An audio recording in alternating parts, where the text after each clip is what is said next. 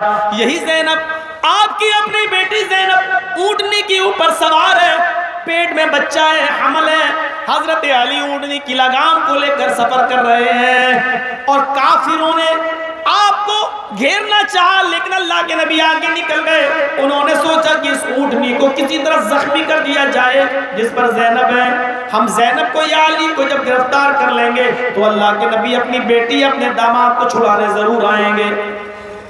ان کافروں میں ایک کا نشانہ بڑا تیز تھا، اس کو دنیا حبار ابن اسود کے نام سے جانتی ہے۔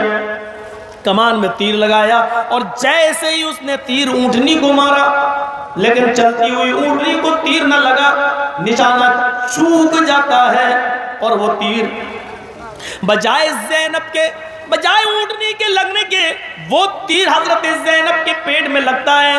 حضرت زینب کا پیٹ پھٹ جاتا ہے، حضرت زینب کا پیٹ پھٹ جاتا ہے، بچہ زمین کے اوپر گر جاتا ہے۔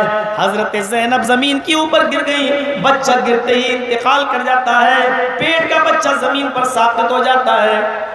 حضرت زینب کو اسی حال میں اٹھا کر مدینے لایا گیا۔ اللہ کے نبی صلی اللہ علیہ وسلم نے اپنی بیٹی سے پوچھا، زینب تمہارا یہ حال کس نے کیا؟ جواب ملا، حبار ابن اسود نے ہمیں تیر مارا ہے۔ جب ان کو پتا چلا کہ میرے پیٹ کا بچہ گر گیا، حمل ساقط ہو گیا، میرے پیٹ کا بچہ مر گیا، وہ اس دنیا میں نہیں رہا، حضرت زینب اس صدمے کو برداشت نہ کر سکی اور اسی صدمے سے حضرت زینب کا انتقال ہو گیا۔ حضرت زینب کو جب قبر میں دفن کیا جا رہا تھا، حضرت زینب کو جب قبر میں دفن کیا جا رہا تھا، اللہ کے نبی نے جب اپنی بیٹی کو زینب کو قبر میں اتارا اور جب مٹی دینا شروع کی تو آپ کی آنکھوں میں آنسو آ گئے۔ صحابہ نے کہا، اللہ کے رسول آپ بھی رو رہے ہیں؟ اللہ کے نبی نے فرمایا، میرے صحابیوں، اللہ تعالیٰ نے ہر باپ کے دل میں بیٹیوں اولاد کی محبت ڈالی ہے۔ میں ماتم نہیں کر رہا ہوں، میں نوحہ نہیں کر رہا ہوں، میں گریبان چاک نہیں کر رہا ہوں، میں کپڑے نہیں پھاڑ رہا ہوں، میں بیان کر کر کے نہیں رو رہا ہوں۔ یہ فرط محبت کے آنسو ہیں جو اللہ تعالیٰ نے ہر باپ کے دل میں ڈال دیا ہے، محبت اپنی اولاد کی۔ یہ اسی محبت کے آنسو ہیں جو میری آنکھوں سے چھلک پڑے ہیں۔ یہ میری وہ بیٹی ہے زینب۔ اے لوگو، اے میرے ساتھیوں، یہ وہ بیٹی ہے میری زینب کہ جب سے میں نے اسلام کا کلمہ بلند کیا تب سے ماری جا رہی ہے، تب سے ستائی جاتی ہے۔ میرے لیے اس نے بڑی ماریں کھائی ہیں، میرے لیے اس نے بڑی قربانیاں دی ہیں، میرے لیے اس نے بڑی ماریں کھائی ہیں، یہاں تک کہ آج میرے لیے، آج میری شریعت پہ چلتے چلتے میرے دین کے لیے اپنی جان بھی دے دی۔ میرے پیارے ساتھیوں، مدینے میں 10 سال نبی اکرم رہے اور 10 سال کے بعد جب فاتحانہ داخلہ ہوا، مکے پر قبضہ ہوا اور مکے کو اپنے ہاتھ میں لے لیا، تو اللہ کے نبی صلی اللہ علیہ وسلم اعلان کرتے ہیں، لوگوں آج تمہیں ہم سے کیا امید ہے؟ مکے کے کافروں نے کہا، آپ نے ہمیشہ خیر کا معاملہ ہمارے ساتھ اپنایا ہے، آج بھی ہمیں خیر کی امید ہے۔ اللہ کے نبی صلی اللہ علیہ وسلم فرماتے ہیں، ٹھیک ہے، میں تم سب کو معاف کرنے کے لیے تیار ہوں، لیکن مجھے اپنا جرم بتاتے جاؤ اور معافی لیتے جاؤ۔ بتاؤ تم نے کون سے جرم کیے؟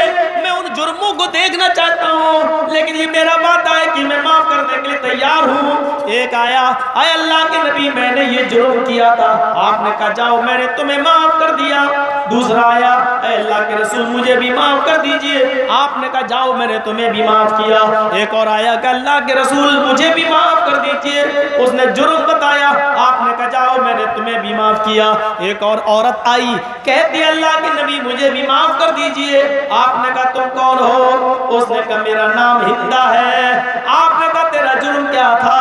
اس نے کہا اللہ کے رسول آپ کے چچا حضرت حمزہ کا پیٹ پھاڑا تھا، ناک کاٹی تھی، کان کاٹا تھا، ناک اور کان میں دھاگا ڈال کر میں نے اس کو گلے کا ہار بنایا تھا، آپ کے چچا کا پیٹ پھاڑا تھا، آپ کے چچا کا کلیجہ میں نے نکالا تھا، آپ کے چچا کے کلیجے کو میں نے اپنے دانتوں سے چبایا تھا، کھانے کی کوشش کی لیکن کھا نہیں سکی، اس کو میں نے تھوک دیا تھا۔ اللہ کے نبی کی آنکھوں میں آنسو اور اپنے چچا کی لاش سامنے نظروں کے سامنے آ گئی۔ آپ نے ہندا کو کہا، ہندا جا، آئے میری چچا کی لاش کی بے حرمتی کرنے والی، جا میں نے تجھے بھی معاف کر دیا۔ جب وہ جانے لگی تو آپ نے فرمایا، ہندا ایک بات اور سن لے. کہا کیا؟ آئندہ میں نے معاف تو کر دیا ہے لیکن ایک رحم کرنا میرے اوپر, ایک گزارش ہے, ایک کرم کرنا میرے اوپر. آئندہ, آج کے بعد آئندہ تو میری آنکھوں کے سامنے مت آ جانا, آئندہ میری نظروں کے سامنے مت آنا. آئندہ یہ تیرا احسان ہوگا محمد رسول اللہ پر, جب تو میرے سامنے آتی ہے یا آئے گی تو مجھے اپنے چچا حمزہ کی لاش یاد آ جائے گی. آئندہ ایک رحم کرنا میرے اوپر کہ آج کے بعد تو میرے سامنے مت آنا, آئندہ بس اتنا رحم کرنا میرے اوپر. آپ نے ہندا کو معاف کیا. ابھی آپ اپنے چچا کی لاش کو سامنے سے نکالنے بھی نہ پائے, اپنے چچا کی لاش کا منظر بھولنے بھی نہ پائے. اتنے میں ایک اور آدمی آتا ہے, کھڑا ہے. آپ نے کہا تم کون ہو؟ اس نے کہا اللہ کے رسول میں بھی مجرم ہوں. آپ نے کہا معافی مانگنے آئے ہو؟ اس نے کہا ہاں. آپ نے کہا تمہارا جرم کیا ہے؟ اس نے کہا آپ کی بیٹی زینب کا قتل. نبی اکرم نے اس کے چہرے کی طرف نظر ڈالی, فرمایا تم شاید حبار ابن اسود ہو. اس نے اس بات میں جواب دیا ہاں اے اللہ کے رسول, میں اونٹنی کو تیر مار رہا تھا لیکن تیر نشانے سے چوک کر آپ کی بیٹی کے پیٹ میں لگا. آپ نے کہا حبار, میں نے اپنی زخمی بیٹی کو اپنے ہاتھوں میں لیا. حبار, میں نے اس کو اپنے ہاتھوں سے قبر میں اتارا.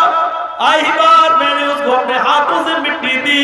میں 13 سال مکے میں رہا, 10 سال میں نبی بننے کے بعد مدینے میں رہا. 13 اور 10 23 سال مجھے جتنا لوگوں نے ستایا, مکے اور مدینے میں جتنی مجھے تکلیفیں پہنچی, اگر وہ سب تکلیفیں ترازو کے ایک پلڑے پہ رکھ دی جائیں, ترازو کے ایک سائیڈ میں رکھ دی جائے, اور اس ایک دن جس دن تو نے میری بیٹی کے پیٹ میں تیر مارا, اس ایک دن کی تکلیف کو اگر ترازو کے دوسرے سائیڈ میں رکھ دیا جائے اور ترازو اٹھائی جائے تو آئے حبار ابن اسود 23 سال کی تکلیفوں کا پلڑا اٹھ جائے گا اور اس ایک دن کی تکلیف کا پلڑا جھک جائے گا.